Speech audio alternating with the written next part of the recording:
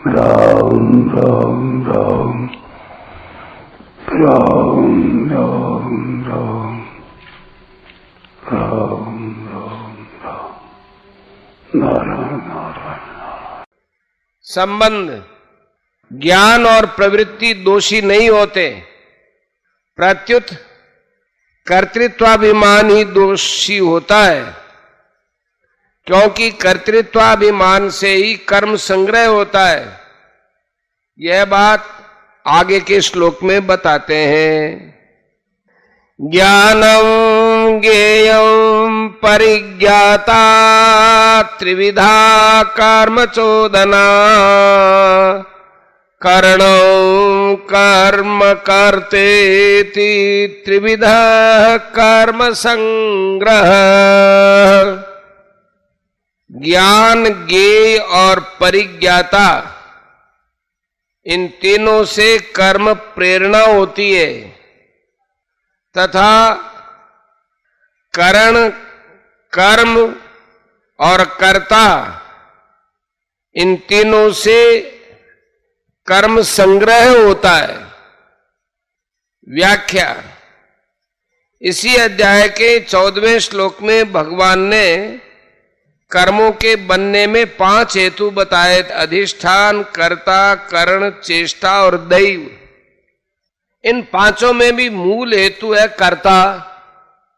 इसी मूल हेतु को मिटाने के लिए भगवान ने 16वें श्लोक में कर्तृत्व भाव रखने वाले की बड़ी निंदा की और 17वें श्लोक में कर्तृत्व भाव न रखने वाले की बड़ी प्रशंसा की।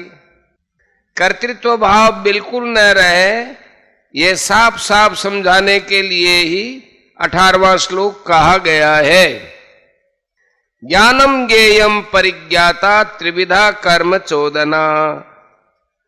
ज्ञान, ज्ञेय और परिज्ञाता, इन तीनों से कर्म प्रेरणा होती है। ज्ञान को सबसे पहले कहने का ये भाव है कि हर एक मनुष्य की कोई भी प्रवृत्ति होती है तो प्रवृत्ति से पहले ज्ञान होता है। जैसे जल पीने की प्रवृत्ति से पहले प्यास का ज्ञान होता है, फिर वह जल से प्यास बुझाता है। जल आदि जिस विषय का ज्ञान होता है वो ज्ञेय कहलाता है। जिसको ज्ञान होता है वह परिज्ञाता कहलाता है। ज्ञान, ज्ञेय और परिज्ञाता तीनों होने से ही कर्म करने की प्रेरणा होती है। यदि इन तीनों में से एक भी ना हो तो कर्म करने की प्रेरणा नहीं होती। परिज्ञाता उसको कहते हैं जो परितः ज्ञाता है, अर्थात जो सब तरह की क्रियाओं की स्फुरना का ज्ञाता है। वह केवल ज्ञाता मात्र है, उसे क्रियाओं की स्फुरना मात्र का ज्ञान होता है।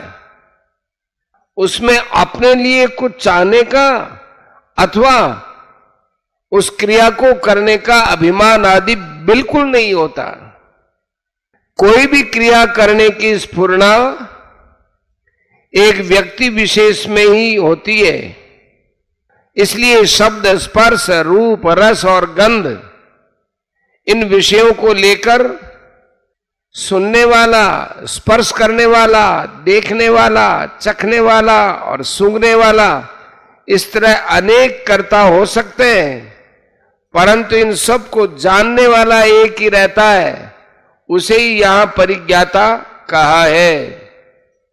कर्णम कर्म करते थी त्रिविध कर्म संग्रह है। कर्म संग्रह के 3 हेतु हैं: करण, कर्म तथा कर्ता। इन तीनों के सहयोग से कर्म पूरा होता है।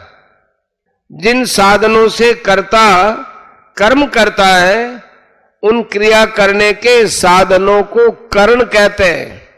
खाना पीना, उठना बैठना, चलना फिरना, आना जाना आदि जो चेष्टाएं की जाती हैं उनको कर्म कहते हैं। कर्ण और क्रिया से अपना संबंध जोड़कर कर्म करने वाले को कर्ता कहते हैं। इस प्रकार इन तीनों के मिलने से ही कर्म बनता है। भगवान को यहां खास बात ये बतानी है कि कर्म संग्रह कैसे होता है, अर्थात कर्म बांधने वाला कैसे होता है। कर्म बनने के हेतु बताने के लिए भगवान का लक्ष्य मूल हेतु कर्ता को बताने में है, क्योंकि कर्म संग्रह का खास संबंध कर्ता से है। यदि कर्तापन न हो तो कर्म संग्रह नहीं होता, केवल क्रिया मात्र होती है। कर्म संग्रह में करण हेतु नहीं है, क्योंकि करण कर्ता के अधीन है। कर्ता जैसे कर्म करता है वैसा ही कर्म होता है, इसलिए कर्म भी कर्म संग्रह में खास हेतु नहीं है। सांख्य सिद्धांत के अनुसार खास बांधने वाला अहंकृत भाव है, और इसी से ही कर्म संग्रह होता है। अहंकृत भाव न रहने से कर्म संग्रह नहीं होता है, अर्थात कर्म फलजनक नहीं होता है।